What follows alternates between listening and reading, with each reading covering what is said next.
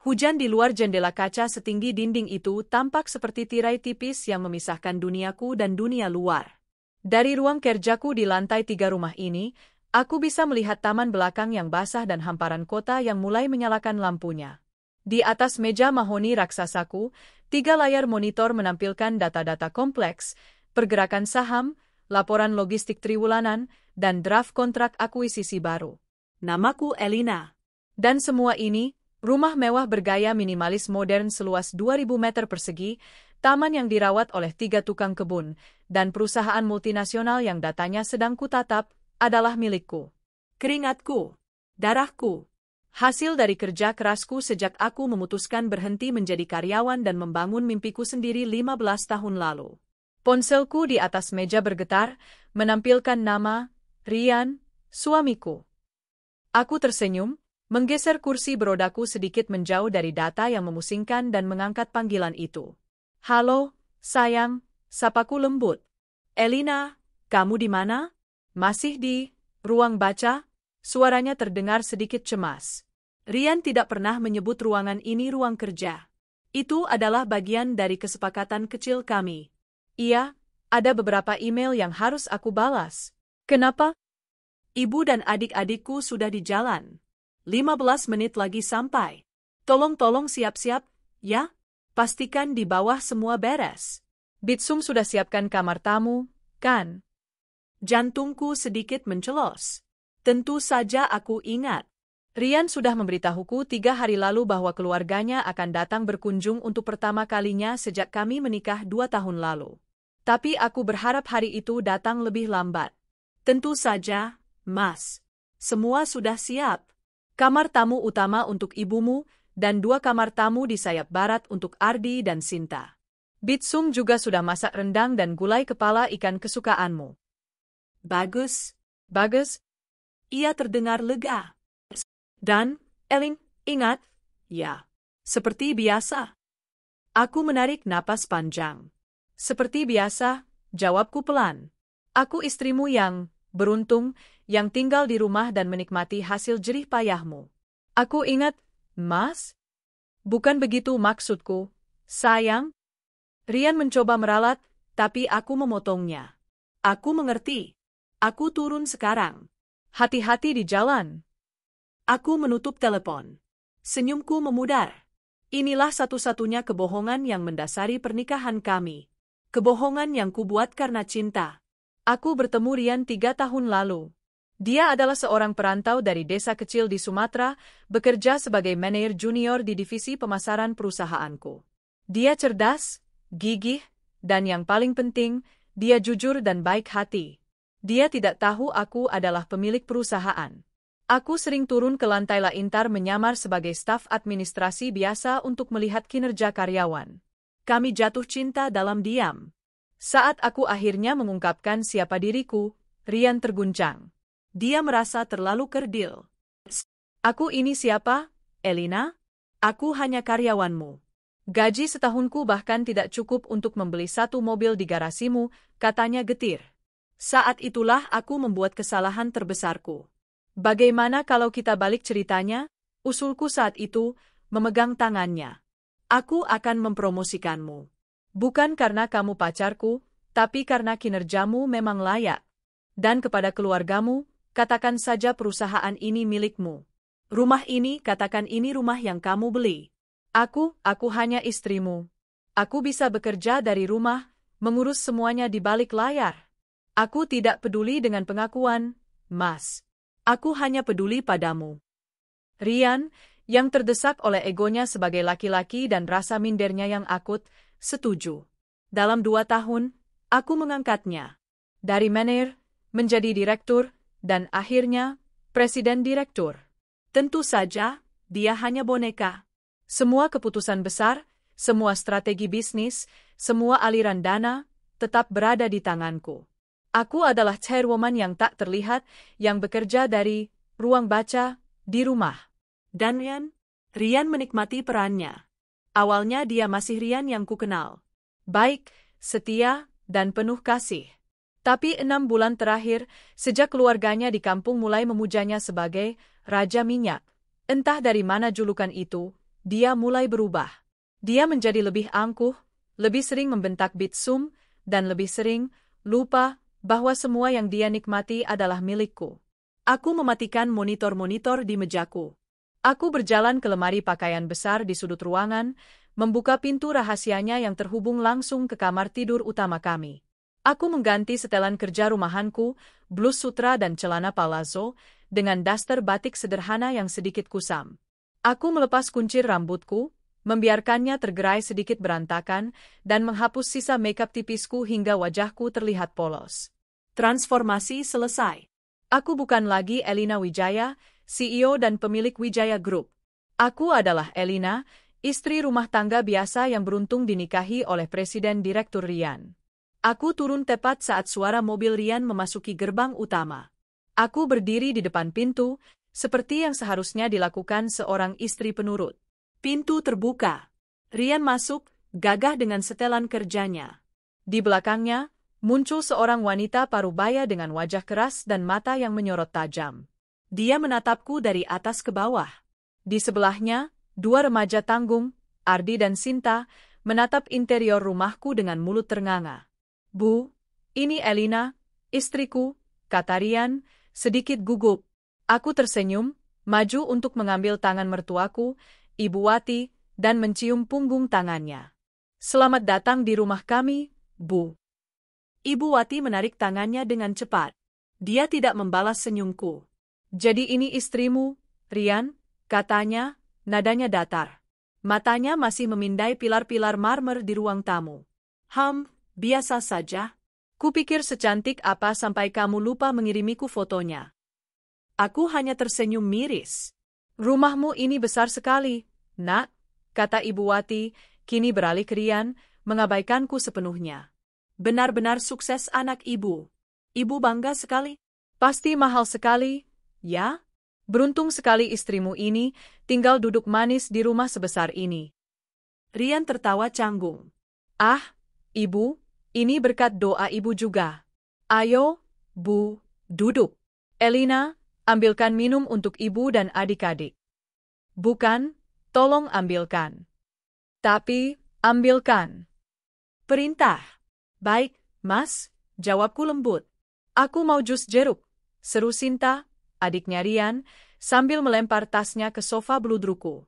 Aku kopi hitam, timpal Ardi. Ibu teh hangat saja, tapi jangan terlalu manis, kata Ibu Wati, kini mulai meraba-raba guci porselen di sudut ruangan. Ini barang antik, Rian? Kamu beli di mana? Jangan-jangan istrimu ini yang minta dibelikan? Perempuan biasanya suka menghamburkan uang suami untuk barang tidak jelas. Aku berhenti melangkah ke dapur. Gigiku bergemeletup. Guci itu adalah peninggalan ibuku. Rian, suamiku, hanya tertawa lagi. Bisa aja, Ibu. Sudah, Elina, cepat buatkan minum. Ibu pasti haus. Aku menarik napas. Sabar, Elina. Sabar. Ini baru permulaan. Selama 1 jam berikutnya, aku bolak-balik dari dapur ke ruang tamu, menjadi pelayan. Aku membawakan minuman. Aku membawakan camilan yang sudah disiapkan Bitsum. Aku menawarkan untuk membawakan koper-koper mereka ke kamar. Tidak usah, tolak Ibu Wati ketus. Biar Rian atau Ardi saja. Kamu tunjukkan saja kamarnya. Awas kalau kamarnya tidak bersih. Ibu tidak bisa tidur kalau ada debu sedikit saja. Sudah saya pastikan bersih, Bu, jawabku. Malam itu, saat makan malam, suasana semakin buruk. Rian, yang duduk di kepala meja, dibanjiri pujian oleh ibu dan adik-adiknya. Tentang betapa hebatnya dia, betapa suksesnya dia. Kamu tahu, Rian, kata Ibu Wati sambil menyendok rendang yang resepnya kuberikan pada Bitsum. Uang bulanan yang kamu kirim itu sangat membantu. Tetangga semua iri sama ibu. Mereka tidak tahu saja kalau anak ibu sekarang sudah jadi bos besar di Jakarta. Besok, kamu tambah lagi ya uang bulanannya. Kebutuhan makin banyak. Aku menunduk, menatap piringku. Uang bulanan itu. Uang yang setiap tanggal 25 aku transfer dari rekening pribadiku ke rekening Rian, yang kemudian dia teruskan ke ibunya. Rian tidak pernah punya uang sebanyak itu. Gajinya sebagai presdir, boneka, Memang besar, tapi tidak cukup untuk menopang gaya hidup yang dia pamerkan dan mengirim puluhan juta ke kampung setiap bulan. Semuanya uangku. Tenang saja, Bu, jawab Rian, suaranya sombong. Berapapun ibu minta, pasti Rian kasih. Benar kan, Elina? Dia melirikku. Aku terpaksa mengangkat wajah dan tersenyum. Tentu saja, Mas. Apapun untuk ibu. Ibu Wati mendengus. Ya harusnya begitu. Enak sekali hidupmu, Elina. Tinggal duduk di rumah, malas-malasan, semua sudah disediakan suami. Diberi rumah bagus, diberi jatah bulanan pasti banyak. Kalau aku jadi kamu, aku akan melayani Rian seperti raja. Ini masakannya saja keasinan begini. Dia meletakkan sendoknya dengan keras. Padahal, dia sudah menambah nasi 3 kali. Maaf, Bu. Nanti saya ingatkan Bitsum, kataku pelan. Biksum, Biksum. Memangnya kamu sendiri tidak bisa masak? Kerjaanmu apa seharian di rumah sebesar ini? Cuma menghabiskan uang suamiku saja. Garpuku beradu dengan piring, menimbulkan bunyi nyaring. Cukup. Aku menatap Rian, menunggu. Menunggu dia membelaku. Menunggu dia mengatakan sesuatu. Rian hanya berdeham. Sudahlah, Bu. Elina kan memang tidak jago masak. Maklum, kita akan punya pembantu. Sudahlah, ayo dilanjut makannya. Sakit. Itu kata yang tepat. Bukan hinaan mertuaku yang menyakitkan, tapi kebisuan suamiku. Laki-laki yang kubangun, yang kuangkat derajatnya, kini membiarkanku diinjak-injak oleh ibunya sendiri di meja makanku sendiri, di dalam rumahku sendiri. Aku tersenyum. Senyum yang terasa kaku dan perih. Ibu benar. Saya memang istri yang pemalas. Aku berdiri. Saya permisi ke kamar dulu. Selamat menikmati makan malamnya. Aku berjalan menaiki tangga, merasakan tatapan tajam Ibu Wati dan tatapan bingung adik-adiknya. Aku tidak peduli. Di dalam kamar, aku tidak menangis. Aku berjalan lurus ke ruang kerjaku, mengunci pintu. Aku duduk di kursi kekuasaanku, menatap 3 monitor yang kembali menyala dengan satu sentuhan. Di layar kedua, aku membuka rekening bankku. Aku melihat jejak transfer puluhan juta ke rekening Rian pagi tadi yang dia gunakan untuk menjemput ibunya dan membelikan oleh-oleh mahal. Di layar ketiga, aku melihat laporan performa perusahaan. Kinerja Rian sebagai presidir mulai menurun. Terlalu banyak entertainment yang tidak jelas, terlalu banyak pengeluaran representatif. Aku menatap fotoku dan Rian di hari pernikahan kami, 2 tahun lalu. Dia tersenyum tulus, memelukku erat. Pria sederhana yang kucintai. Kemana perginya dia? Aku tahu kesabaranku ada batasnya. Tapi aku belum mau menyerah. Aku akan bertahan. Demi pernikahan ini. Setidaknya, untuk malam ini. Aku terbangun jam 4 pagi, jauh sebelum matahari terbit.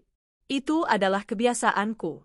Alarm di jam tanganku bergetar pelan, tidak menimbulkan suara. Aku melepaskan pelukan Rian dari pinggangku dengan hati-hati. Dia tidur nyenyak, mungkin lelah setelah drama semalam. Berjingkat, aku masuk ke kamar mandi, berganti pakaian, dan langsung menuju ruang bacaku.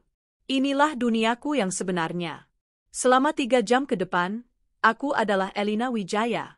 Aku melakukan panggilan konferensi senyap dengan timku di London dan New York, menganalisis pasar Eropa, dan menyetujui draft keuangan untuk proyek baru di Singapura.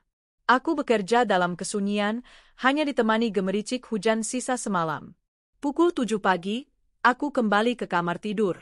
Rian masih tertidur. Aku berganti pakaian lagi, kembali mengenakan daster kusam andalanku. Aku turun ke dapur, di mana Biksum sudah sibuk memasak. Pagi, Bit, sapaku pelan. Pagi, Non Elina. Non semalam itu? Bitsum terlihat khawatir. Dia sudah bekerja denganku selama 10 tahun, jauh sebelum aku mengenal Rian. Dia tahu segalanya. Tidak apa-apa, Bit. Tolong siapkan sarapan terbaik. Seperti biasa, katakan saja ini semua arahan dari Bapak Rian, kataku sambil tersenyum getir. Baik, Non. Pukul 9 pagi, satu persatu, tamu, kami mulai turun. Sinta dan Ardi, adik-adik iparku, langsung menuju meja makan tanpa menyapa. Aku mau nasi goreng seafood, kata Ardi sambil menguap, lalu duduk dan memainkan ponselnya. Bitsum masak nasi uduk dan lontong sayur, Ardi, jawabku lembut. Yah, kok itu? Nggak modern banget. Di kampung aja ada. Aku kira di rumah bos besar sarapannya steak atau semacamnya, gerutu Sinta. Sinta, bentak sebuah suara.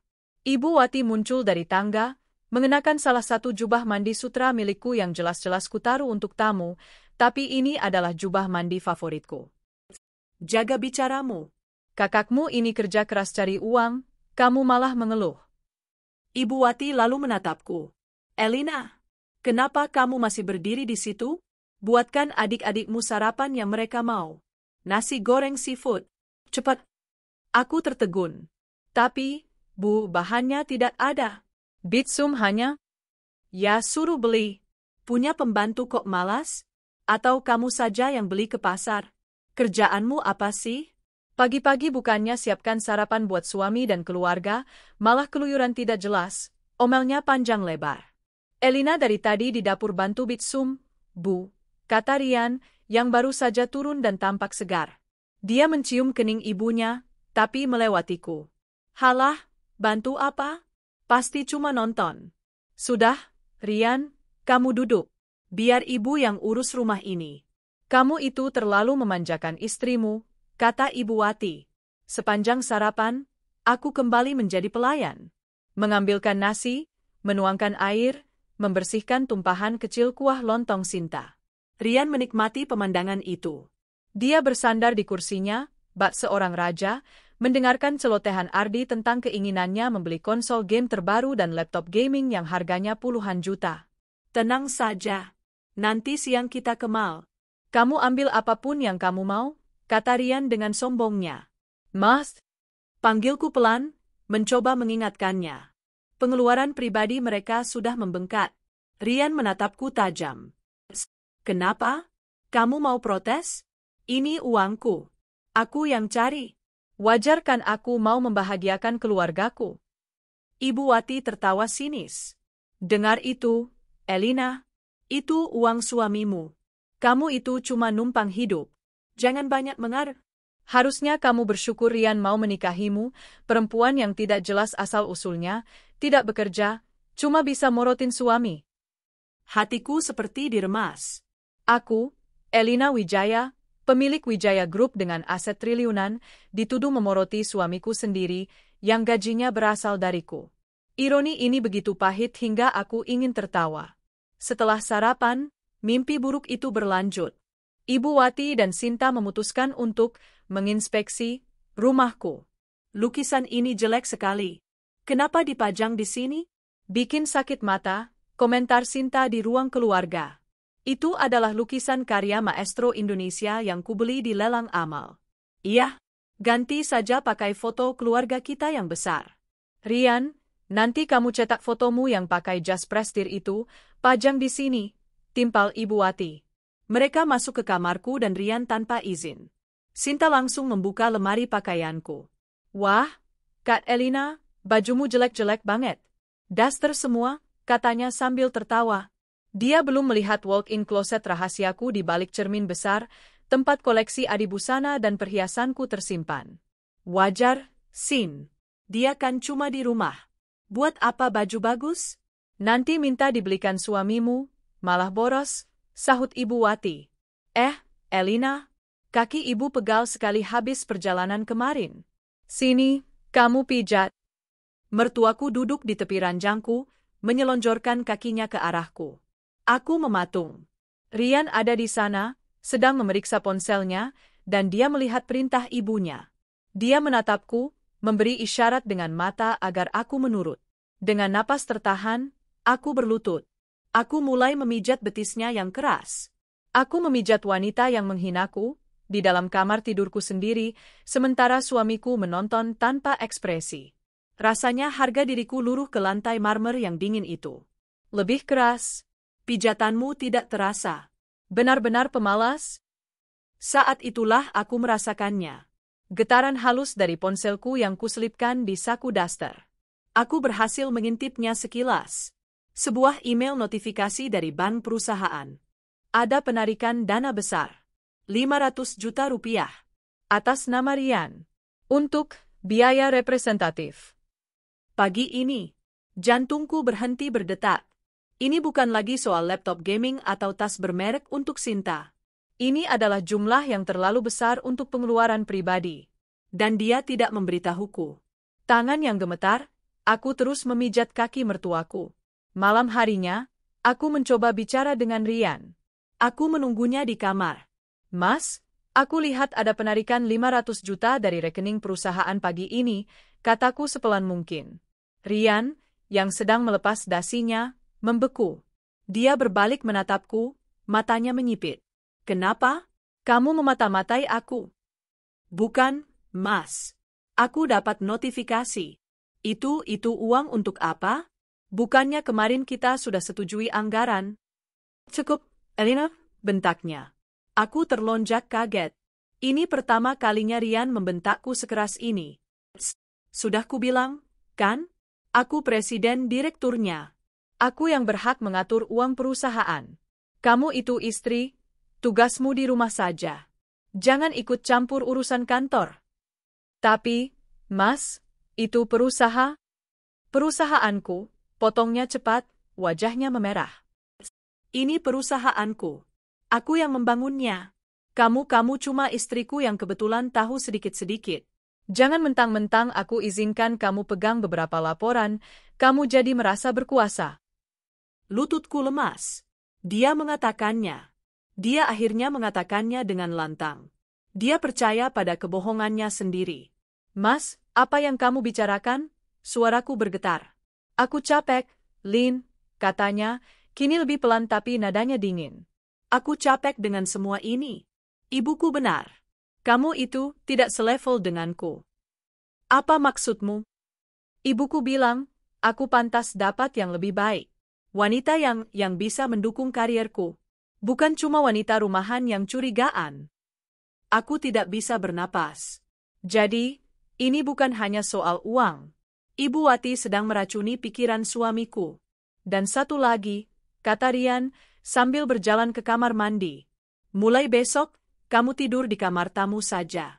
Ibu tidak suka dengar suara orang mengetik malam-malam dari ruang baca MU itu. Katanya berisik. Dia menutup pintu kamar mandi dengan keras. Aku terduduk di lantai. Bukan lagi harga diri yang terkoyak, tapi hatiku. Pria yang kucintai, pria yang kuangkat dari bukan siapa-siapa, kini mengusirku dari kamarku sendiri atas perintah ibunya. Dan kecurigaan baru yang mengerikan mulai merayap di hatiku. Uang 500 juta itu. Perkataan ibunya tentang wanita yang lebih baik. Sikap Rian yang berubah drastis. Apakah ada wanita lain? Aku benar-benar tidur di kamar tamu malam itu. Kamar yang luas dan mewah, yang biasa kusiapkan untuk rekan bisnis asing, kini terasa dingin dan asing. Tapi ironisnya, disinilah aku merasa lebih berkuasa. Kamar tamu ini memiliki ruang kerja kecil yang terhubung. Pukul 1 dini hari, setelah aku yakin seisi rumah tertidur, aku memindahkan sistem komando utamaku ke ruangan ini. Aku tidak bisa lagi memantau dari ruang baca di kamar utama. Rian dan ibunya sudah mengotorinya. Di sini, aku lebih leluasa. Hal pertama yang kulakukan adalah menghubungi Pak Bima, Direktur Keuangan Wijaya Group yang sesungguhnya. Dia adalah orang kepercayaanku, satu dari 3 orang di perusahaan yang tahu statusku sebagai pemilik tunggal. Selamat pagi, Bu Elina, sapanya lewat panggilan video terenkripsi. Wajahnya terlihat lelah di layar laptopku. Pagi, Pak Bima. Maaf mengganggu jam segini. Saya butuh laporan mendesak.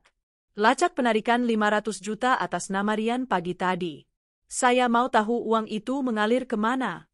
Rekening tujuan, nama pemilik, dan lokasinya. Saya mau laporannya sebelum jam makan siang, perintahku, suaraku datar dan dingin. Baik, Bu. Segera saya laksanakan. Dan satu lagi, Pak Bima. Mulai hari ini, bekukan semua akses Rian untuk penarikan dana di atas 50 juta. Semua pengeluaran di atas nominal itu harus mendapat persetujuan pribadi dari saya. Tanpa pengecualian, tambahku. Pak Bima sedikit terkejut, tapi dia profesional. Dimengerti, Bu. Akan saya proses. Aku mematikan panggilan. Aku adalah Elina Wijaya.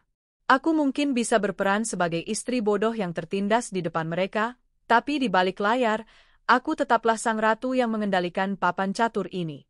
Dan aku baru saja memindahkan bentengku. Keesokan harinya, aku kembali menjadi budak. Aku bangun pagi, membantu Biksum, dan menyiapkan sarapan. Ibu Wati dan adik-adik iparku memperlakukanku seperti pelayan pribadi.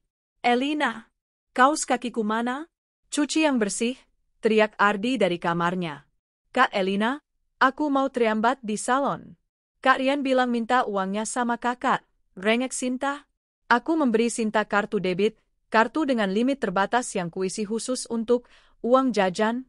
Mereka terpisah dari rekening utama. Puncaknya adalah saat makan siang. Rian pulang lebih awal, yang sangat tumben. Wajahnya tampak cerah, berbeda dengan sikap dinginnya padaku semalam. Elina, Bitsum, masak yang banyak dan paling enak hari ini, seru Rian dari ruang tamu. Ibu Wati langsung menyambutnya. Tentu saja, Nak. Ibu sudah bilang sama Elina. Hari ini kan ada tamu istimewa. Aku yang sedang mengelap meja, berhenti. Tamu istimewa? Siapa, Mas? Kamu tidak perlu tahu. Siapkan saja semuanya. Dandan yang rapi sedikit, jangan pakai daster kusam itu terus. Bikin malu saja, kata Rian ketus. Hati ini sudah mati rasa. Aku hanya mengangguk dan kembali ke dapur. Pukul 1 siang, bel berbunyi. Aku mendengarnya dari dapur. Suara Ibu Wati yang ceria dan tawa Rian yang renyah menyambut tamu itu. Berbeda sekali dengan cara mereka menyambutku. Elina, bawa minum ke depan. Cepat, perintah Ibu Wati. Aku membawa nampan berisi 3 gelas jus mangga. Saat aku melangkah ke ruang tamu, pemandangan di depanku membuat nampan di tanganku nyaris jatuh. Di sana, di sofa mewahku, duduk seorang wanita muda. Sangat cantik. Tubuhnya ramping, rambutnya highlight pirang, dan dia mengenakan gaun bodycon berwarna merah menyala yang harganya ku tahu pasti di atas 50 juta. Dia duduk sangat dekat dengan Rian. Tangannya bahkan bergelayut manja di lengan suamiku. Dan Rian, dia membiarkannya. Nah, ini dia Elina, istriku, kata Rian, nadanya canggung. Ibu Wati tersenyum lebar pada wanita itu. Elina, kenalkan, ini Fiona. Dia rekan bisnis penting suamimu. Fiona, ini Elina, istrinya Rian. Yang di rumah saja? Fiona menatapku dari atas ke bawah. Tatapannya penuh cemooh yang dibalut senyum manis palsu. Oh, halo, Mbak Elina. Salam kenal. Ya, Mas Rian sering banget cerita soal Mbak. Dia tertawa kecil.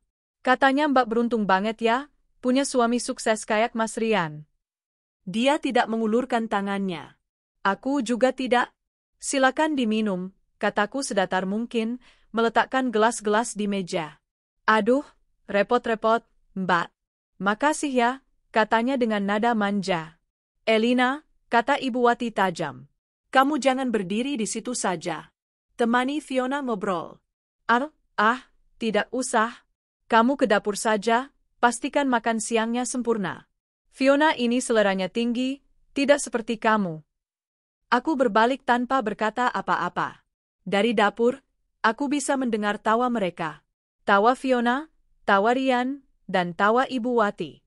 Mereka terdengar seperti keluarga yang sempurna.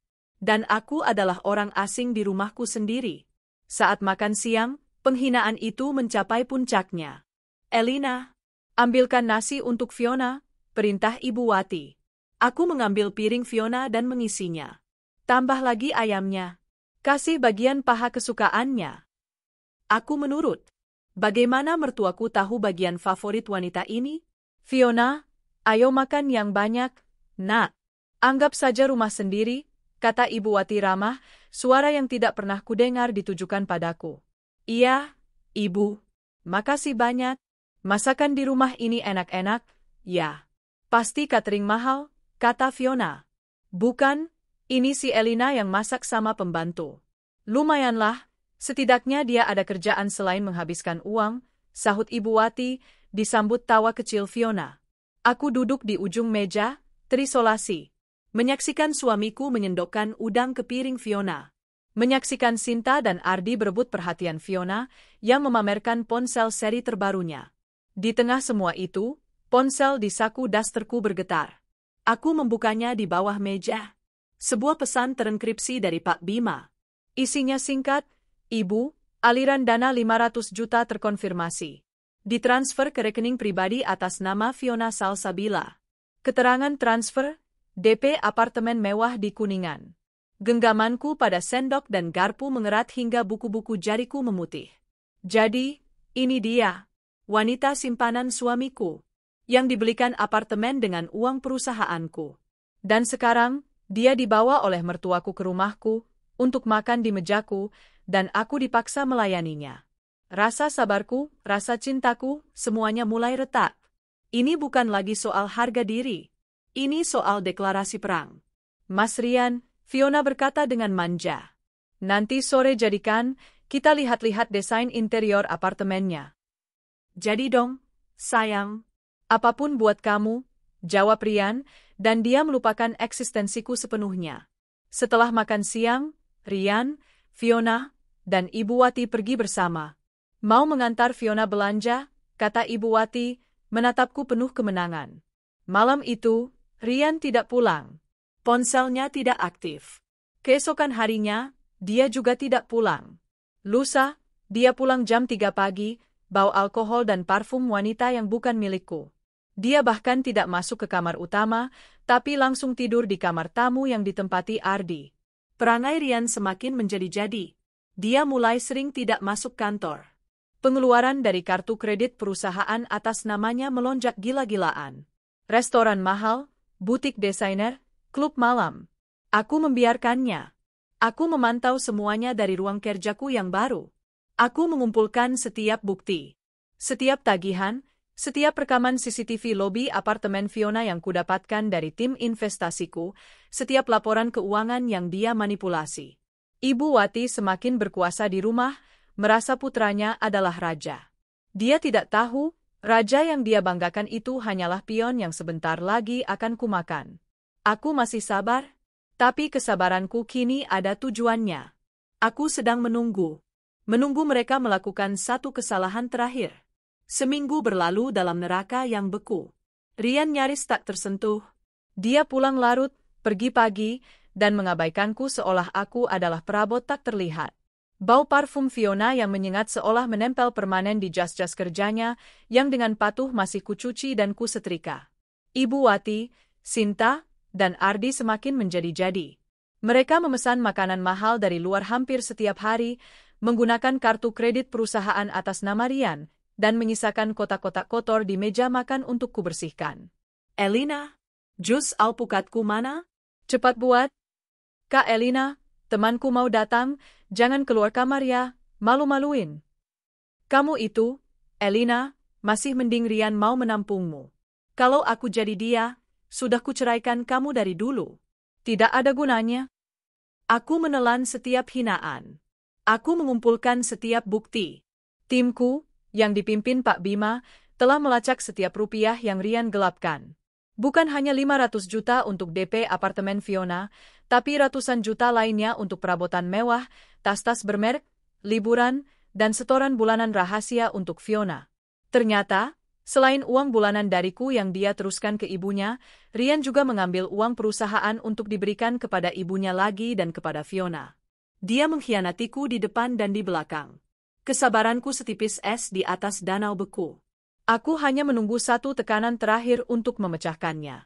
Dan hari ini, tekanan itu datang. Sabtu pagi, aku sedang di taman belakang, mencoba mencari ketenangan di antara mawar-mawarku, saat aku mendengar suara truk besar berhenti di depan gerbang utama. Bukan satu, tapi 2 truk pindahan. Aku bergegas ke depan. Bitsum menyambutku dengan wajah pucat. Non, itu banyak sekali orang. Pintu depan terbuka lebar. Ibu Wati masuk, berteriak penuh wewenang. Ayo, ayo, masuk semua. Bawa barang-barangnya ke dalam. Di belakangnya, Sinta dan Ardi terkikik senang. Dan di belakang mereka, Rian.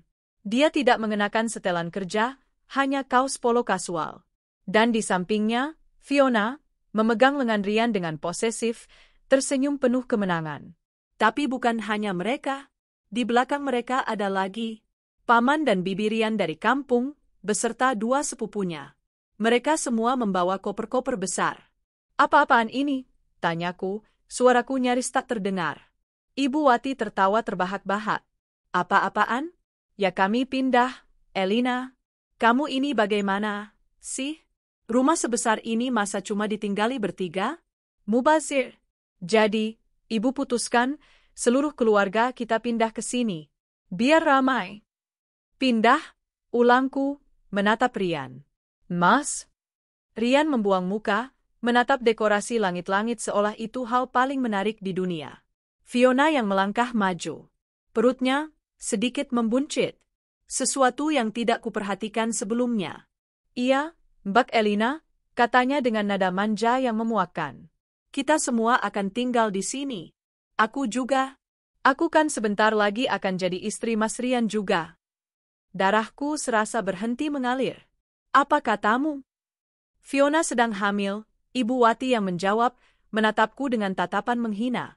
Dia hamil anak Rian. Cucu laki-laki pertama ibu. Tidak seperti kamu, sudah 2 tahun menikah, mandul. Setiap kata adalah tusukan. Jadi, Rian sudah memutuskan, lanjut Ibu Wati, melipat tangan di dada. Dia akan menikahi Fiona. Ini rumah Rian, jadi Fiona berhak tinggal di sini sebagai nyonya rumah yang baru. Dan kamu, Elina, dia menunjuk wajahku. Kalau kamu masih mau tinggal di sini, silakan. Jadi istri kedua?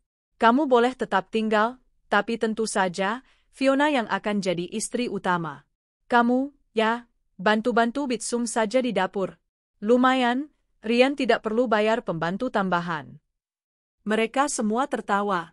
Sinta, Ardi, Paman, Bibi, bahkan Rian tersenyum simpul. Aku menatap suamiku. Pria yang kucintai. Pria yang kuambil dari kemiskinan dan kujadikan raja. Dia berdiri di sana, membiarkan ibunya dan selingkuhannya mengusirku dari statusku di rumahku sendiri. Elina, bentak Ibu Wati, melihatku hanya diam. Kenapa kamu melamun? Cepat bantu angkat barang-barang ini. Dan tata semua pakaian Fiona di lemari. Kamarmu dan Rian itu kan besar sekali, sekarang itu jadi kamar Fiona dan Rian. Kamu pindah saja ke kamar pembantu di belakang, di sebelah Bitsum. Itu dia. Itu adalah pecahan terakhir. Es di bawah kakiku retak, dan yang muncul bukanlah Elina yang sabar. Yang muncul adalah Elina Wijaya, sang pemilik imperium. Aku mulai tertawa. Bukan tawa miris. Bukan tawa sedih. Tapi tawa dingin yang menggelegar, yang membuat mereka semua berhenti bicara. Elina? Kamu sudah gila? Kata Ibu Wati, tampak bingung. Tidak, Bu, kataku, menghapus air mata di sudut mataku yang bukan air mata kesedihan. Saya tidak gila. Saya hanya baru saja sadar. Betapa bodohnya saya selama ini. Aku menatap Rian. Senyum simpul di wajahnya memudar, berganti kecemasan. Dia tahu tawa ini. Ini tawa yang sama saat aku berhasil mengambil alih perusahaan rivalku tahun lalu. Cukup, kataku. Cukup apa? Kamu mau melawan? Hah? Ibu Wati maju. Cukup untuk hari ini, kataku, kini tenang. Aku mengeluarkan ponselku dari saku daster. Bukan ponsel palsu yang biasa kutaruh di sana. Tapi ponsel utamaku. Ponsel yang berisi semua kendali hidupku. Mau apa kamu? Telepon siapa? Mau mengadu? Cemooh Fiona. Aku menekan 1 nomor speed dial. Halo, Pak Haris. Sapaku ke telepon, mataku tidak pernah lepas dari wajah Rian yang mulai pucat. Tolong datang ke rumah saya sekarang. Bawa tim Anda. Bawa semua dokumen kepemilikan Wijaya Group, akta rumah ini, dan surat perjanjian pranikah saya. Aku berhenti sejenak, mendengarkan. Oh, dan tolong hubungi Pak Bima. Minta dia siapkan surat pemecatan untuk Tuan Rian, efektif segera. Dan panggil 2 truk kosong. Kita punya banyak barang yang harus dikeluarkan dari rumah ini. Aku menutup telepon. Ruang tamu yang tadinya riuh, kini senyap seketika. Apa maksudmu? Tanya Ibu Wati, suaranya goyah. Siapa Pak Haris? Dokumen apa? Surat pemecatan? Mas Rian, panggilku lembut, menatap suamiku. Selama ini kamu menikmati kebohonganmu, ya? Kamu benar-benar percaya ini semua milikmu. Elina, jangan bercanda, bisik Rian, tangannya mulai gemetar. Bercanda? Aku tertawa lagi. Oh, aku tidak pernah seserius ini seumur hidupku. Aku beralih ke mertuaku, selingkuhan suamiku, dan seluruh keluarga serakahnya yang berdiri di antara tumpukan koper dan kardus mereka. Kalian mengira aku ini numpang hidup, kan? Kalian mengira aku ini wanita bodoh yang malas-malasan menghabiskan uang suami. Sekarang, kataku sambil berjalan ke sofa utamaku dan duduk dengan anggun, menyilangkan kakiku. Duduk. Mari kita tunggu pengacaraku datang. Dan aku akan menjelaskan kepada kalian siapa sebenarnya pemilik rumah yang kalian coba kuasai ini. Keheningan yang pecah setelah aku menutup telepon terasa lebih memekakkan daripada teriakan Ibu Wati tadi. Waktu seolah berhenti. Para kuli angkut yang membawa barang-barang keluarga Rian berdiri kaku di ambang pintu, bingung harus maju atau mundur. Rian adalah yang pertama bergerak. Dia maju selangkah, wajahnya pucat pasi, tangannya terulur memohon. Elina, kamu bicara apa? Jangan bercanda seperti ini. Ini tidak lucu. Suruh mereka pergi, Lin. Suruh pengacaramu. Duduk, Rian, potongku. Suaraku sedingin es, tanpa getar. Aku tidak sedang bercanda. Lanca. Ibu Wati akhirnya menemukan suaranya kembali, meski ada nada panik di dalamnya. Kamu mengancam suamimu sendiri? Kamu mengancam anakku? Rian, telepon polisi. Bilang istrimu ini sudah gila. Oh, polisi akan datang, Bu, kataku tenang. Tapi sepertinya bukan untuk saya. Fiona tertawa gugup, masih bergelayut di lengan Rian yang mulai basah oleh keringat. Mas Rian, istrimu ini drama sekali, ya? Kayak di sinetron. Dia pikir dia siapa? Bisa pecat kamu? Hah? Tawanya terhenti seketika saat dua mobil sedan hitam legam berhenti di belakang truk pindahan. 4 pria berjas hitam, bertubuh tegap dengan ARPC di telinga mereka, keluar dan langsung membentuk formasi di depan teras, menghalangi akses keluar masuk. Mereka membukakan pintu untuk mobil ketiga. Pak Haris, pengacara utamaku, melangkah keluar. Dia adalah pria berusia 50-an yang tenang namun mematikan. Di belakangnya, 2 asisten muda membawa koper-koper tebal berisi dokumen. Selamat siang, Bu Elina, sapa Pak Haris, membungkuk sedikit, mengabaikan total belasan orang yang melongo di ruang tamu. Selamat siang, Pak Haris. Silakan masuk. Maaf merepotkan Anda di akhir pekan, kataku sambil berdiri. Tidak masalah, Bu. Sesuai instruksi, saya membawa semua yang Anda minta. Bagus. Pak Haris dan timnya masuk. Mereka meletakkan koper di atas meja kopi marmerku. Apa-apaan ini? Siapa kalian? Berani-beraninya masuk rumah anak saya tanpa izin, teriak Ibu Wati.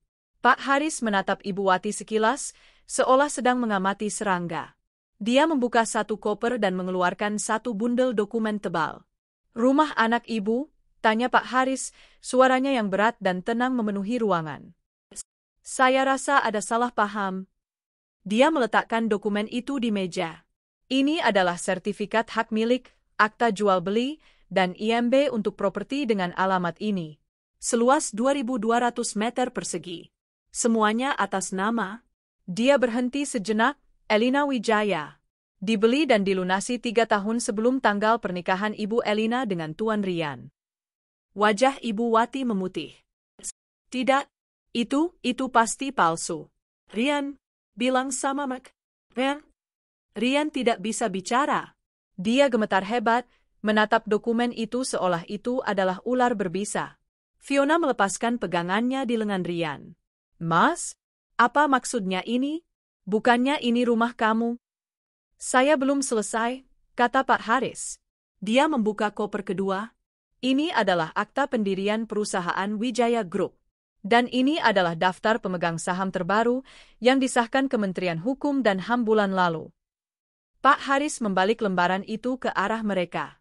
Seperti yang bisa Anda lihat, kepemilikan saham 100% atas nama Ibu Elina Wijaya. Tuan Rian, lanjut Pak Haris, kini menatap Rian langsung. Diangkat sebagai Presiden Direktur 3 tahun lalu berdasarkan RUPS, yang mana RUPS itu adalah Ibu Elina Wijaya seorang diri. Anda adalah karyawan, Tuan Rian. Karyawan yang digaji oleh istri Anda. Itu semua bohong. Ibu Wati menjerit histeris. Dia beralih ke Rian. Nak, bilang sesuatu. Masa kamu diam saja istrimu memfitnah kamu? Bilang kalau dia bohong. Saya? Rian tergagap. Dia tidak bisa membantah, Bu, kataku, kini aku yang maju. Karena itu kebenaran. Selama ini, uang bulanan yang ibu banggakan itu berasal dari rekening saya. Aku mengeluarkan ponselku dan menunjukkan riwayat transaksi. Ini, lihat, tanggal 25 setiap bulan. Saya transfer 50 juta ke rekening Mas Rian. Kurang dari 10 menit kemudian, Mas Rian mentransfer jumlah yang sama ke rekening ibu. Mas Rian tidak punya uang sebanyak itu, Bu. Dia hanya perantara. Ibu Wati terhuyung. Dia menatap layar ponselku, lalu menatap Rian. Rian, itu tidak benar, kan, Nak? Uang itu uang jerih payahmu, kan? Rian hanya menunduk, air matanya mulai menetes. Bisik Ibu Wati, napasnya tersengal. Selama ini, kita hidup dari uang perempuan ini, perempuan pemalas ini. Dia tidak pemalas, Bu, kataku tajam. Selama ini, saat kalian tidur nyenyak, saya bekerja di ruang baca saya. Saya yang menjalankan perusahaan. Saya yang memastikan, suami hebat, ibu itu terlihat sukses. Padahal, dia hanyalah boneka yang saya pasang di kursi direktur. Dan kamu?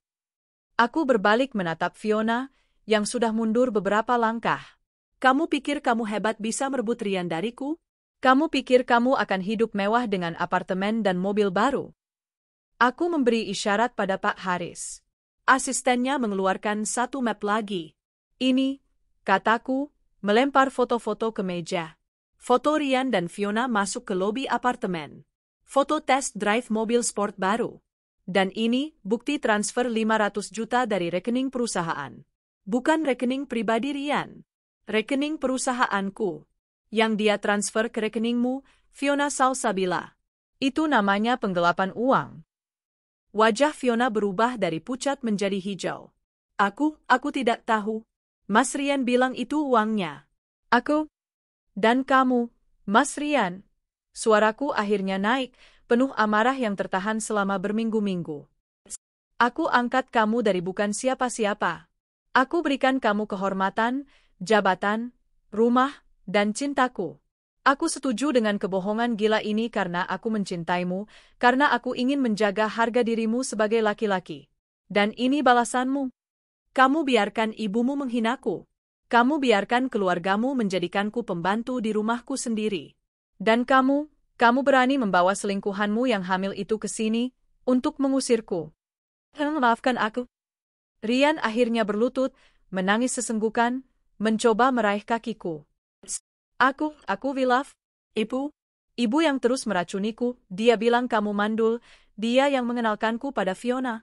Aku salah, Lin, maafkan aku. Sudah terlambat, teriakku. Tiba-tiba, Ibu Wati terhuyung ke depan. Matanya menatap kosong. Jadi, anakku bukan bos besar? Jadi kita tidak kaya? Kita akan miskin lagi. Napasnya terengah-engah. Tidak mungkin. Tidak mungkin. Dan dengan jeritan terakhir itu, matanya terbalik. Ibu Wati ambruk ke lantai marmer, pingsan. Sinta dan Ardi menjerit ketakutan. Paman dan Bibi Rian mundur ketakutan ke dekat pintu. Fiona membeku, memegangi perutnya. Dan Rian, dia hanya menatap ibunya yang pingsan, lalu menatapku. Wajahnya adalah topeng kehancuran total. Aku menatap mereka semua dengan dingin. Pak Haris, kataku, tolong panggilkan ambulans untuknya. Aku berhenti sejenak. Dan panggil tim keamanan. Saya mau mereka semua keluar dari rumah saya. Sekarang juga. Jeritan Sinta dan Ardi memenuhi ruangan saat ibu mereka terkulai lemas di lantai marmer. Rian membeku, air matanya mengering di wajahnya yang pucat, tatapannya kosong antara ibunya yang pingsan dan aku yang berdiri tegak. Para kuli angkut, yang sejak tadi hanya menonton, buru-buru meletakkan kardus terakhir dan mundur serentak keluar pintu, seolah takut terseret dalam drama keluarga yang baru saja meledak. Pak Haris, tim medis sedang dalam perjalanan, kata salah satu asisten Pak Haris yang tadi menelepon. Aku mengangguk. Bagus. Rian akhirnya tersadar. Dia merangkak, bukan untuk menolong ibunya, tapi ke arahku. Dia memeluk kakiku, bersujud di depan daster kusamku. Elena? Ampun, Lin, ampun. Isaknya, wajahnya berantakan oleh air mata dan ingus. Aku Wilaf, tapi tolong, jangan begini, jangan usir ibu, dia sakit, tolong, Elena. Aku masih suamimu? Aku menatap puncak kepalanya dengan tatapan dingin. Suamiku? Aku menarik kakiku dengan sekali sentakan, membuatnya terjatag. Suamiku tidak akan membiarkan ibunya menghinaku. Suamiku tidak akan mencuri uang perusahaanku untuk membelikan selingkuhannya apartemen. Suamiku tidak akan bersekongkol untuk mengusirku dari rumahku sendiri. Lepaskan aku, Rian. Kamu bukan siapa-siapa lagi. Tapi aku cinta kamu, Lin. Fiona dia menjebakku. Aku tertawa sinis. Kamu masih menyalahkan orang lain, bahkan di titik ini. Suara sirene ambulans terdengar mendekat. Tim medis masuk dengan tandu, profesional dan cepat. Mereka memeriksa Ibu Wati dan segera mengangkatnya. Aku harus ikut ibu? Kata Rian, panik. Dia menatapku. Elena biayanya? Tentu saja, kataku. Saya akan bayar biaya rumah sakitnya. Anggap saja itu pesangon terakhir untuk ibumu karena sudah meramaikan rumahku. Rian tersentak, seolah ku tampar. Dia lalu bergegas mengikuti tandu ibunya keluar. Kini, tinggallah Fiona, Sinta, Ardi, dan keluarga besar mereka yang menatapku dengan ngeri. Mereka berdiri kaku di antara tumpukan barang-barang mereka yang baru datang. Kalian, kataku, suaraku kembali tenang. Masih menunggu apa? Kami mau ambil barang kami. Kata Paman Rian gemetar. Silakan, kataku. Bawa koper-koper yang kalian bawa dari kampung. Tapi, aku menatap Sinta dan Ardi. Semua yang kalian beli sejak tiba di Jakarta, tinggalkan. Apa? Pekit Sinta. Nggak bisa gitu. Ini tas-tas ini udah Kak Rian kasih ke aku. Ponsel ini juga. Kak Rian membelinya pakai apa? Sinta? Tanyaku. Pakai kartu kredit perusahaan. Perusahaanku. Itu bukan uangnya, itu uangku. Dan aku tidak mengizinkannya. Ardi, panggilku. Laptop gaming dan konsol game yang ada di kamarmu. Tinggalkan. Tapi, Kak.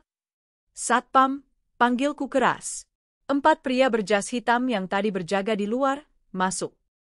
Tolong pastikan tamu-tamu ini hanya membawa barang pribadi mereka saat datang. Semua barang belanjaan mewah yang dibeli dalam seminggu terakhir, sita. Itu semua adalah aset perusahaan yang digelapkan. Sinta dan Ardi mulai menangis. Bibi dan pamannya buru-buru menyeret koper mereka sendiri keluar, tidak mau ikut campur lebih jauh. Kini tinggal Fiona. Dia berdiri sendirian, memegangi perutnya yang sedikit buncit, tampak sangat ketakutan. Kamu nggak bisa apa-apain aku, katanya, mencoba tegar. Aku hamil. Ini anak Mas Rian. Itu urusanmu dengan Rian, kataku datar. Bukan urusanku. Nona Fiona Salsabila, Pak Haris melangkah maju, memberikan sebuah amplop. Anda tidak saya usir. Fiona tampak sedikit lega. Anda saya panggil secara resmi oleh tim legal Wijaya Group. Ini adalah surat somasi. Anda diduga telah menerima aliran dana hasil penggelapan uang perusahaan sebesar. Pak Haris melirik catatannya, total 780 juta rupiah, termasuk DP apartemen dan barang-barang mewah lainnya. Anda punya waktu 1x24 jam untuk mengembalikan semuanya, atau kami akan memproses ini ke jalur pidana. Wajah Fiona hancur. Pidana? Tapi aku tidak tahu. Ryan bilang. Itu bisa Anda jelaskan di pengadilan nanti, potong Pak Haris. Sekarang, silakan keluar dari properti ini. Fiona gemetar, ia menangis histeris. Dia berjalan keluar rumah dengan langkah gontai, tak lagi terlihat seperti sosialita angkuh. Dia hanya seorang wanita yang ketakutan. Aku menatap Ryan, yang baru saja kembali dari mengantar ibunya ke ambulans. Dia berdiri di ambang pintu, menatap keluarganya yang kocar-kacir. "Elna? Kuncimu," kataku sambil menadahkan tangan. Apa? "Kunci mobil. Semua mobil di garasi ini adalah aset perusahaan. Termasuk mobil sport yang kamu pakai untuk pamer. Kamu dipecat, ingat? Kembalikan." Dengan tangan gemetar, Ryan meletakkan gantungan kunci mobil mewah itu ke tanganku. Lalu, aku ke rumah sakit bagaimana? Tanyanya lirih. Itu bukan lagi masalahku, kataku. Kamu bisa panggil taksi. Aku menatap suamiku, mantan suamiku, yang kini tidak punya apa-apa selain pakaian yang menempel di badannya. Pria yang sama, yang 3 tahun lalu kutemui sebagai karyawan junior yang jujur. Kebohongan yang kubuat untuk melindunginya, kini telah menghancurkannya. "Pergi, Ryan," usirku pelan. Dia menatapku untuk terakhir kalinya, tatapan penuh penyesalan, ketakutan, dan kebencian. Lalu dia berbalik dan berjalan keluar dari gerbang rumahku. Aku berdiri sendirian di ruang tamu yang kini berantakan. 2 truk pindahan masih terparkir di depan. "Non," Bitsum mendekat dengan hati-hati. Aku menarik napas panjang. Napas pertama yang terasa benar-benar lega dalam beberapa minggu. "Bitsum, tolong panggil kuli angkut itu kembali," perintahku. "Suruh mereka angkut semua barang yang ada di truk itu. Bawa ke panti asuhan mana saja. Saya tidak mau melihat satupun jejak mereka di rumah ini." "Baik, Non." Aku berbalik, berjalan menaiki tangga menuju kamarku. Bukan kamar tamu, tapi kamar tidur utamaku. Aku masuk ke walk-in closet rahasiaku, berganti pakaian dari daster kusam menjadi setelan kerja yang paling tajam. Aku kembali ke ruang baca-ku. Duduk di kursi kekuasaanku. Aku menelepon Pak Haris. "Pak," kataku, "siapkan gugatan cerai. Saya mau secepatnya. Dan lanjutkan proses pidana untuk Ryan dan Fiona. Pastikan mereka dituntut seberat-beratnya." "Baik, Bu Elina." "Satu lagi, tambahku. Blokir semua akses rekening dan kartu kredit atas nama Ryan dan keluarganya. Pastikan mereka tidak bisa mengambil 1 rupiah pun lagi." Aku menutup telepon. Aku menatap data-data di layarku. Wijaya Group aman. Asetku aman. Hidupku baru saja dimulai kembali. Senin pagi, pukul 8 tepat. Untuk pertama kalinya dalam 3 tahun, aku tidak turun ke dapur mengenakan daster. Aku berdiri di depan cermin besar di walk-in closetku, mengenakan power suit berwarna royal blue yang tajam, rambutku kusanggul rapi, dan riasan wajahku sempurna. Aku adalah Elina Wijaya, dan aku akan mengambil kembali tahtaku secara terbuka. Alih-alih turun ke ruang baca-ku, aku mengambil kunci mobil sport milikku, bukan yang dipakai Ryan, dan berjalan ke garasi. Bitsum menatapku dengan mata berkaca-kaca. Non Elina cantik sekali," bisiknya. "Non mau ke kantor?" "Iya, Bit. Mulai hari ini, saya yang akan pimpin perusahaan. Jaga rumah baik-baik, ya?" "Pasti, Non. Hati-hati di jalan." Perjalanan ke Menara Wijaya terasa seperti mimpi. Karyawan yang berlalu lalang di lobi menatapku penuh tanya.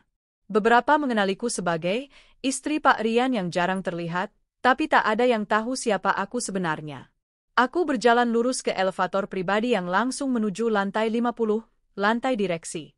Saat pintu lift terbuka, sekretaris Ryan, yang juga baru kudengar sering bersikap sinis pada staf lain, mendongak. Wajahnya yang semula angkuh berubah bingung saat melihatku berjalan melewatinya tanpa menoleh. "Permisi, Bu Elina? Bapak Ryan belum?" Aku tidak berhenti. Aku berjalan lurus ke pintu kayu jati besar bertuliskan Presiden Direktur. Aku membukanya. Ruangan itu masih berbau parfum Fiona. 5 menit kemudian, seluruh manajer senior dan kepala divisi dipanggil untuk rapat darurat. Aku berdiri di kepala meja rapat, di kursi yang biasa diduduki Rian. Pak Bima, Direktur Keuangan, dan Pak Haris, tim legal, berdiri di sampingku. Ruangan itu penuh bisikan. "Selamat pagi," sapaku. Suaraku, yang diperkuat mikrofon, memecah kebisingan. "Saya tahu banyak dari Anda yang bingung mengapa saya di sini. Perkenalkan, saya Elina Wijaya, pendiri dan pemilik tunggal 100% saham Wijaya Group." Ruangan itu hening seketika. Selama 3 tahun terakhir, karena alasan pribadi, saya menunjuk Tuan Rian sebagai Presiden Direktur untuk menjalankan operasional harian di bawah pengawasan saya. Namun, per hari Sabtu kemarin, Tuan Rian telah resmi diberhentikan dari jabatannya. "Apa? Diberhentikan?" Pemilik suara-suara kaget bertabrakan. "Saya tahu ini mendadak," lanjutku. "Tapi pemberhentian ini didasarkan pada penemuan bukti kuat adanya tindak pidana penggelapan dana perusahaan dan penyalahgunaan wewenang yang dilakukan oleh Tuan Rian." Aku membiarkan informasi itu meresap. Mulai hari ini, saya mengambil alih kembali posisi saya sebagai CEO dan Presiden Direktur Wijaya Group. Pak Bima akan membagikan memo internal dan struktur organisasi yang baru. Saya tidak akan mentolerir pencurian, kolusi, atau drama pribadi yang merusak kinerja perusahaan kita. Kita di sini untuk bekerja. Sekarang, mari kita bicara bisnis. Selama 4 jam berikutnya, aku membedah setiap divisi. Aku menunjukkan data-data yang kukumpulkan dari ruang baca-ku. Aku menunjuk manajer yang kinerjanya buruk, memuji mereka yang berprestasi, yang seringkali laporannya direvisi oleh Rian, dan menetapkan target baru yang agresif. Saat aku keluar dari ruang rapat, seluruh lantai 50 menatapku dengan campuran rasa takut dan kagum. Mereka sadar. Sang Ratu telah kembali. Siang itu, Pak Haris datang ke ruanganku yang baru saja dibersihkan dari semua barang pribadi Rian. "Sidang gugatan cerai pertama dijadwalkan minggu depan, Bu Elina. Mengingat Tuan Rian menandatangani perjanjian pranikah yang sangat jelas, dia tidak akan mendapatkan apa-apa. Harta gonogini tidak berlaku, jelas Pak Haris." "Bagaimana dengan tuntutan pidananya?" tanyaku sambil menandatangani dokumen. "Berkas sudah kami serahkan ke kepolisian pagi ini. Bukti transfer ke Nona Fiona, bukti manipulasi laporan keuangan untuk menutupi pengeluaran pribadi, semuanya lengkap. Pihak berwajib akan segera memanggil Tuan Rian dan Nona Fiona sebagai tersangka." Aku mengangguk. "Bagus. Jangan beri celah sedikit pun. Satu lagi, Bu. Ibu Wati sudah keluar dari rumah sakit pagi tadi. Tuan Rian menebusnya menggunakan sisa uang di dompetnya. Dia mencoba menggunakan kartu kredit perusahaan, tapi sudah diblokir." "Kemana mereka pergi?" "Informasi yang kami dapat, mereka kembali ke kampung halamannya di Sumatera. Mereka naik bus antar kota tadi pagi. Bersama Sinta, Ardi, dan seluruh keluarga yang kemarin datang." Aku terdiam sejenak, membayangkan perjalanan panjang dan panas di dalam bus itu. Jauh berbeda dengan mobil Alphard ber-AC yang menjemput mereka saat datang. "Bagaimana dengan Fiona?" "Dia panik, Bu. Dia menelepon kantor legal kami berkali-kali, menangis, bilang akan mengembalikan uangnya. Tentu saja, kami tidak menanggapi. Dia harus menjelaskannya kepada polisi." Malam itu, aku pulang ke rumahku yang sunyi. Tidak ada lagi suara teriakan Ibu Wati atau rengekan Sinta.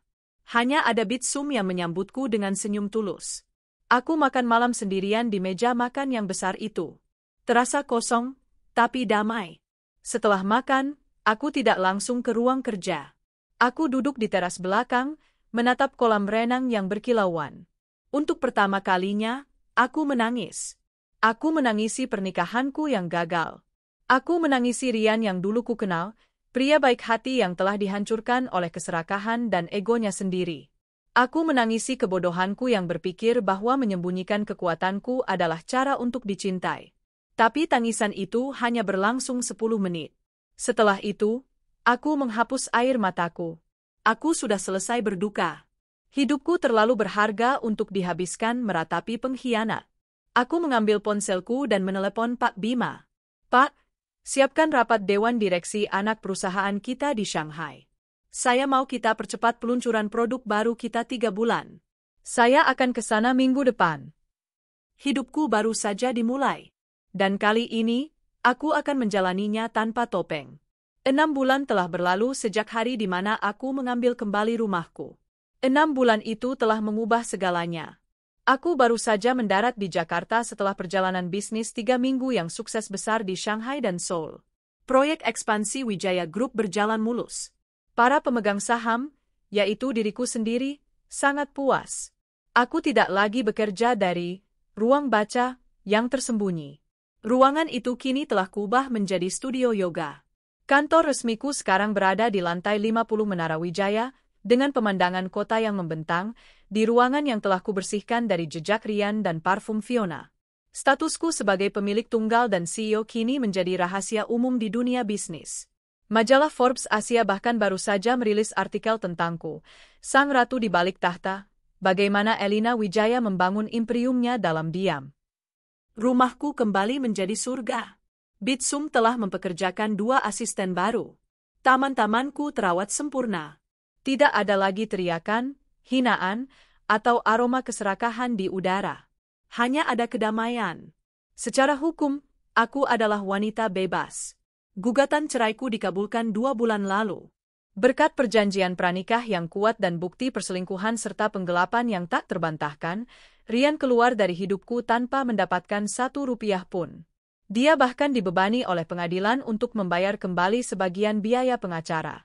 Kasus pidananya adalah cerita lain. Fiona, yang dihadapkan pada tuntutan pencucian uang dan menerima dana hasil kejahatan, memilih untuk bekerja sama.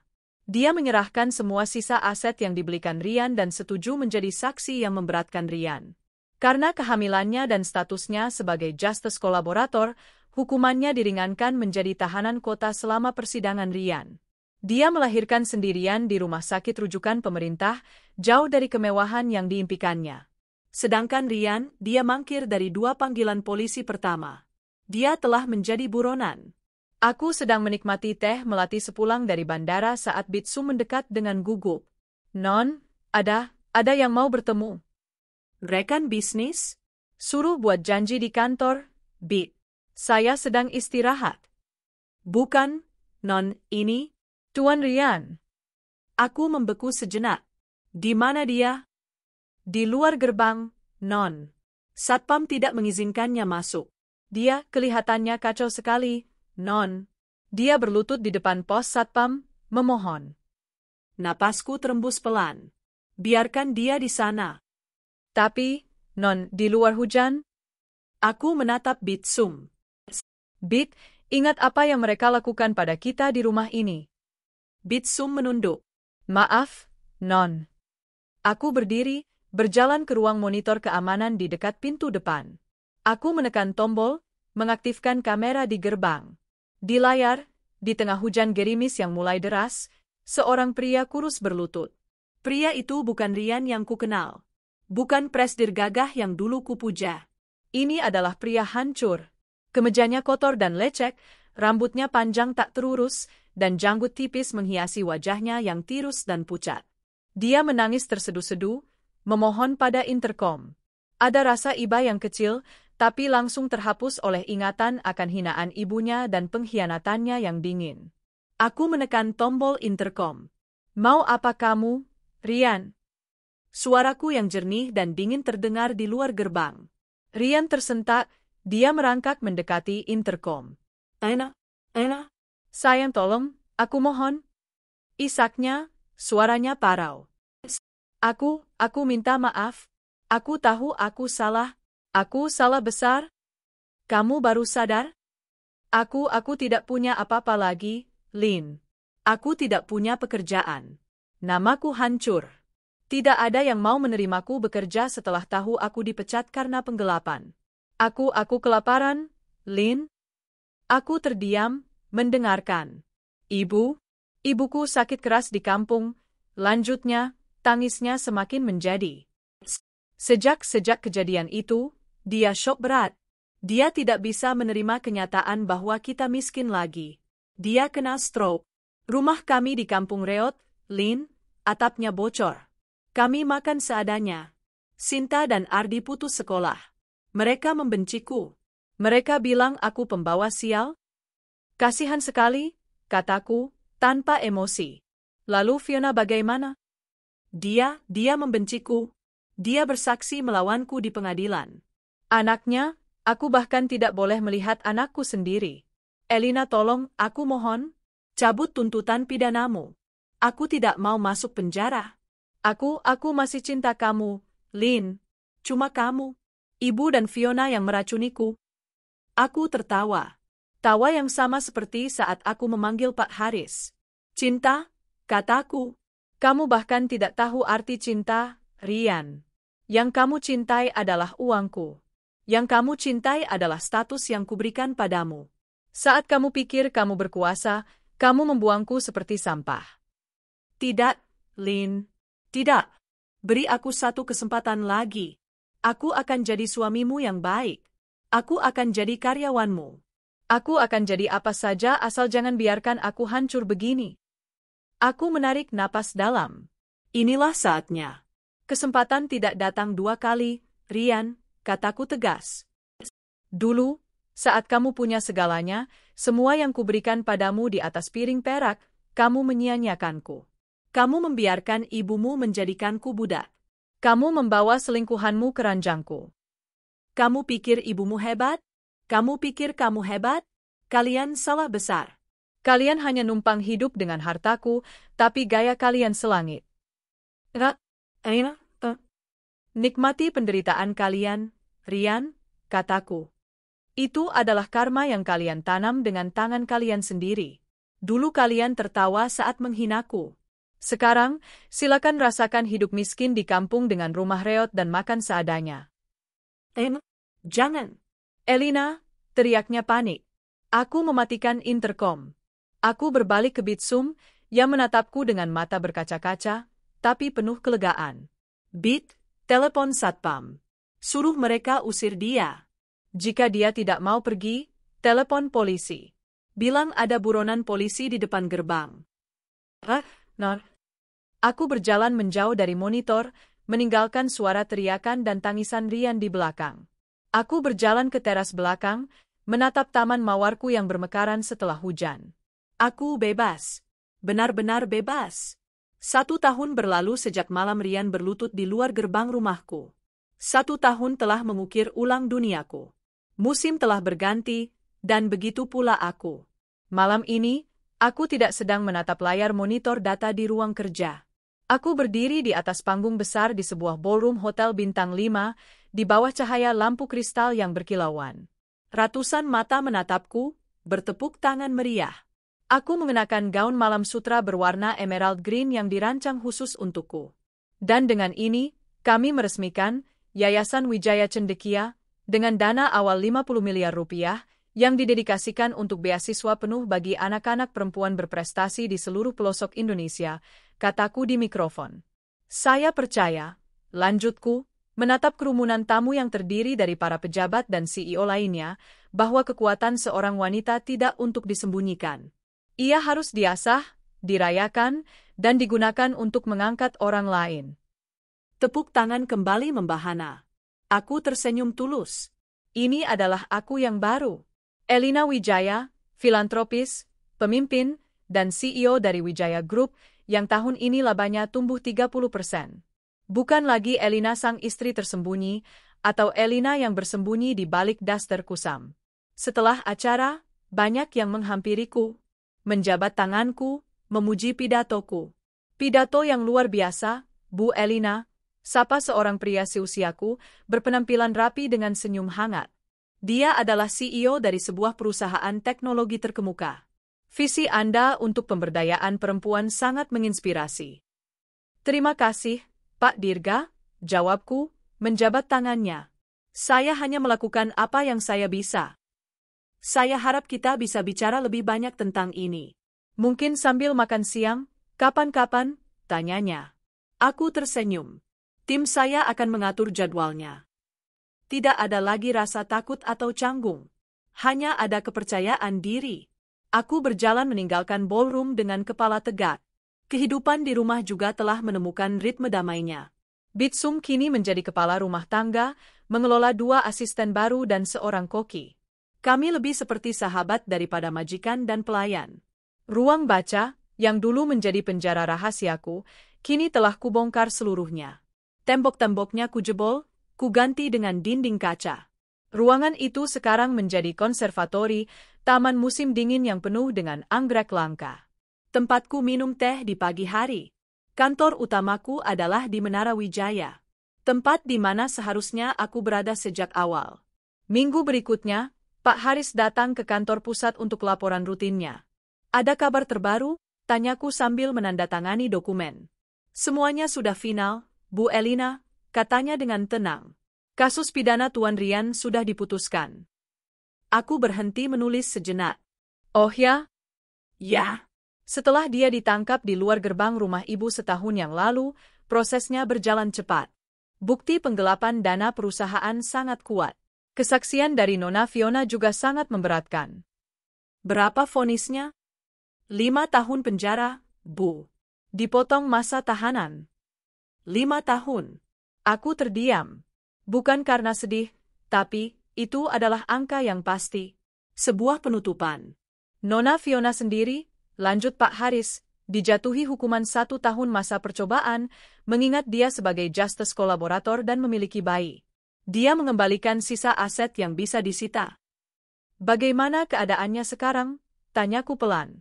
Informasi terakhir, dia bekerja sebagai admin di sebuah toko online kecil. Hidupnya pas-pasan. Dia membesarkan putranya sendirian di sebuah kontrakan kecil. Aku mengangguk. Lalu, keluarga di kampung? Pak Haris tampak sedikit ragu. Saya menerima surat, Bu. Bukan untuk ibu, tapi untuk kantor legal kami. Dari Tuan Ardi, adik Tuan Rian. Isinya apa? Permohonan bantuan dana. Dia menceritakan kondisi keluarganya. Rupanya setelah Tuan Rian ditangkap, kondisi Ibu Wati semakin memburuk. Stroke-nya permanen. Dia kini lumpuh setengah badan dan tidak bisa bicara dengan jelas. Mereka hidup dari belas kasihan tetangga. Sinta, adiknya, mencoba bekerja di kota tapi tidak punya keahlian. Dia kembali ke kampung.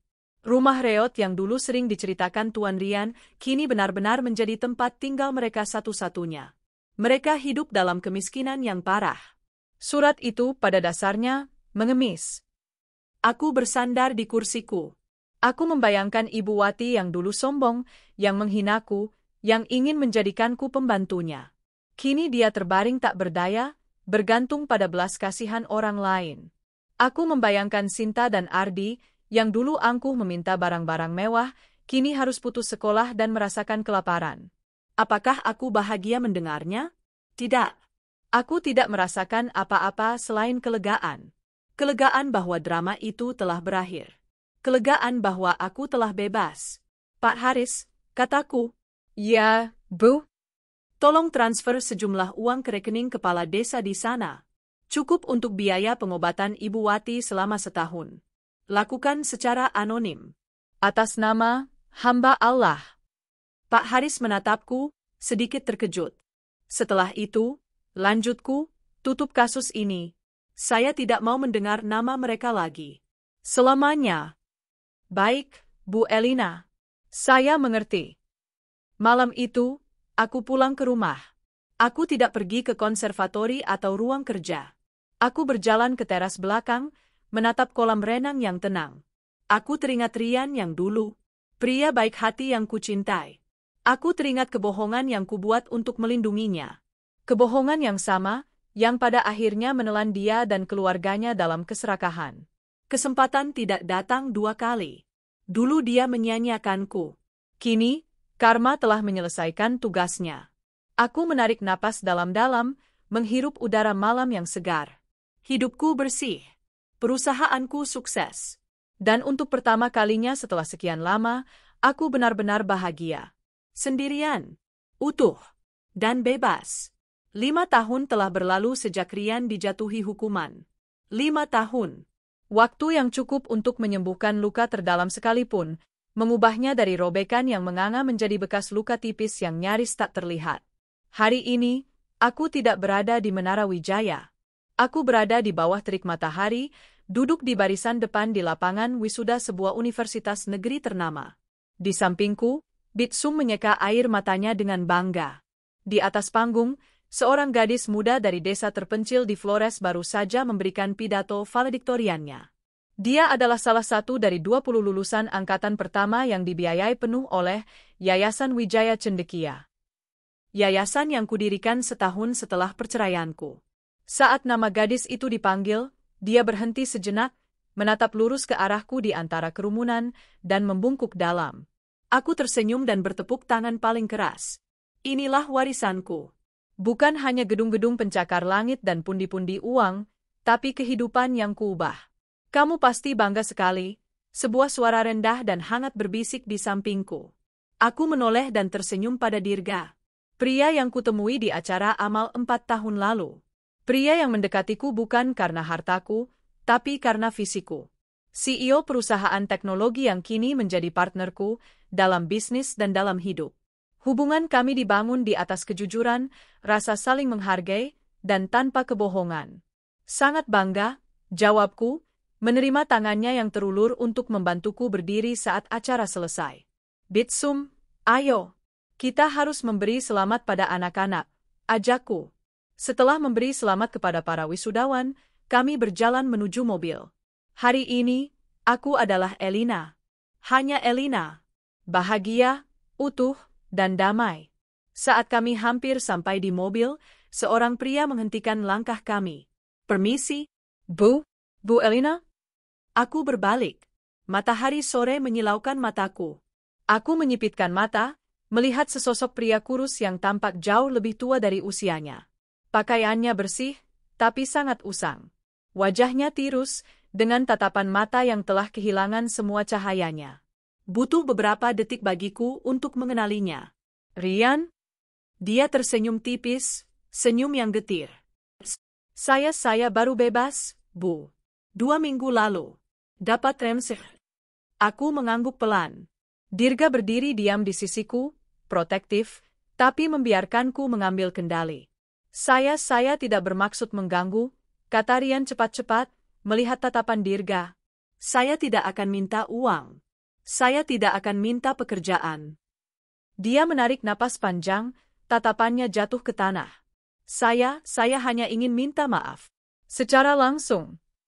Selama 5 tahun di dalam, lanjutnya, suaranya parau, saya punya banyak waktu untuk berpikir. Saya membaca berita tentang ibu. Tentang yayasan, tentang semua hal baik yang ibu lakukan. Dia akhirnya mengangkat wajahnya, dan aku melihat air mata menggenang di matanya yang lelah.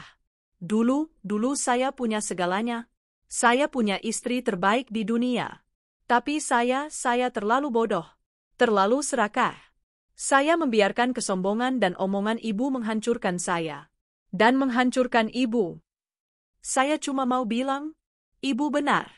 Semua yang terjadi adalah salah saya. Karma itu nyata. Dan saya sudah menerimanya. Keheningan menyelimuti kami. Bagaimana kabar, ibumu? Tanyaku pelan.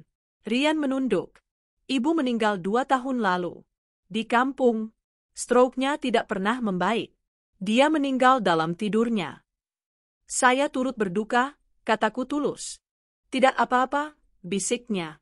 Mungkin itu yang terbaik untuknya. Ardi dan Sinta, mereka masih di kampung. Kerja serabutan. Mereka membenciku. Menyalahkan saya atas kemiskinan mereka. Mereka tidak salah. Dan, Fiona? Saya tidak tahu, jawabnya. Sejak dia bersaksi melawan saya, dia dan anaknya menghilang. Pindah kota, ganti nama. Mungkin dia sudah memulai hidup baru. Saya harap begitu. Dia menatapku lagi, tatapan seorang pria yang telah kehilangan segalanya. Terima kasih, Bu Elina. Saya dengar dari Ardi, ibu mengirim uang untuk biaya rumah sakit ibu secara anonim. Setelah semua yang kami lakukan, ibu masih berbaik hati. Aku terdiam. Saya tidak akan mengganggu ibu lagi. Saya hanya perlu mengatakan itu. Dia membungkukkan badannya dalam-dalam, lalu berbalik. Dia mulai berjalan menjauh, sosok yang kesepian di tengah keramaian sore itu. Rian, panggilku. Dia berhenti, tapi tidak berbalik. Kesempatan memang tidak datang 2 kali, kataku. Tapi hidup selalu memberi kesempatan untuk memulai yang baru. Jangan sia-siakan itu. Dia mengangguk sekali, lalu melanjutkan langkahnya, menghilang di tikungan jalan. Hantu terakhir dari masa laluku telah pergi. Aku mengembuskan napas panjang, melepaskan sisa-sisa terakhir dari beban masa lalu. Kamu tidak apa-apa? Tanya Dirga, meremas tanganku lembut. Aku menoleh padanya, pada masa kiniku, pada masa depanku. Aku tersenyum. Senyum yang murni, tanpa bayangan. Aku tidak pernah merasa lebih baik, jawabku. Aku masuk ke mobil di sampingnya. Sambil mobil melaju, aku tidak menoleh ke belakang. Aku menatap lurus ke depan, ke cakrawala Jakarta yang berkilauan di bawah langit senja. Hidupku, perusahaanku, dan hatiku semuanya sukses dan damai. Aku bebas. 3 tahun kembali berlalu sejak hari wisuda itu. 8 tahun total sejak aku mengusir Rian dan keluarganya dari rumahku. Waktu benar-benar penyembuh terbaik. Aku berdiri di teras sebuah villa pribadi di Uluwatu, Bali. Angin laut yang hangat menerpa wajahku. Di belakangku, di kolam renang pribadi, terdengar tawa. Bukan tawa palsu atau tawa penuh keserakahan, tapi tawa tulus Dirga yang sedang bermain lempar bola dengan Bitsum. Ya, Bitsum. 2 tahun lalu, beliau meminta untuk pensiun. Aku menolaknya. Sebaliknya, aku memaksa beliau untuk pindah ke paviliun tamu utama di rumahku secara permanen sebagai anggota keluarga. Gajinya tetap berjalan, tapi sekarang tugasnya hanya satu, menemaniku mengobrol dan memastikan kebun anggrekku bahagia. Perjalanan ke Bali ini adalah hadiah ulang tahun pernikahan keduaku dengan Dirga, dan kami sepakat Bitsum harus ikut. Elina, ayo. Airnya hangat, seru Dirga. Aku tersenyum dan menggeleng. Sebentar lagi. Aku selesaikan minuman ini dulu.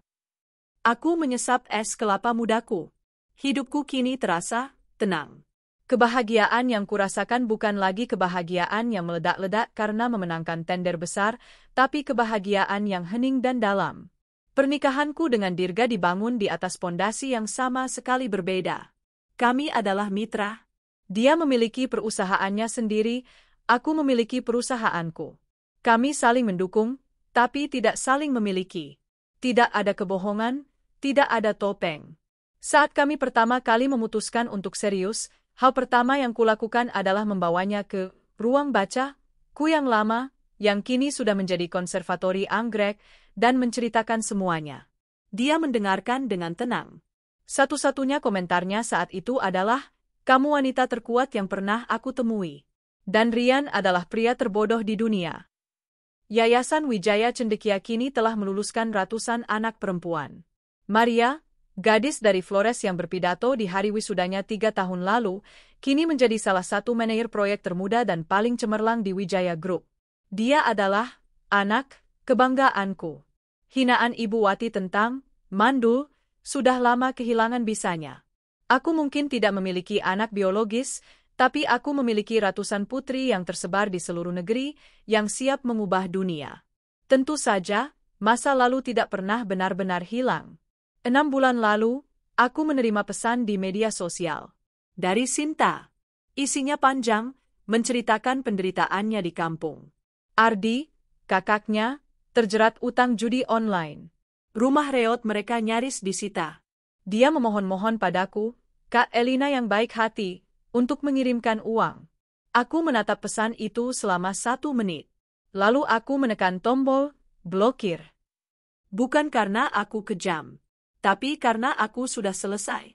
Bantuan anonimku untuk Ibu Wati dulu adalah tindakan kemanusiaan terakhirku untuk keluarga itu. Selebihnya, mereka harus menanggung karma mereka sendiri.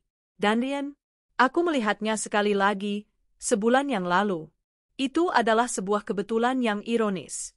Dirga dan aku baru saja selesai makan malam di salah satu restoran fine dining termahal di Jakarta. Saat kami menunggu di lobi untuk layanan valet, seorang petugas berseragam membawakan mobil Dirga ke depan.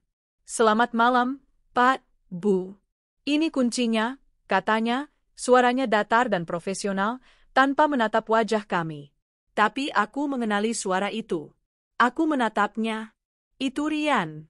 Dia jauh lebih kurus, kulitnya gelap terbakar matahari. Ada bekas luka tipis di pipinya. Tapi dia bersih. Seragamnya rapi. Dia tampak normal. Seorang pekerja biasa yang sedang menjalani hidupnya. Dirga menyerahkan uang tip. Tangan Rian yang kapalan menerimanya. "Terima kasih, Pak." Saat itulah matanya sekilas bertemu dengan mataku yang berdiri di samping Dirga. Hanya sedetik. Di matanya, aku tidak melihat kebencian. Aku tidak melihat cinta.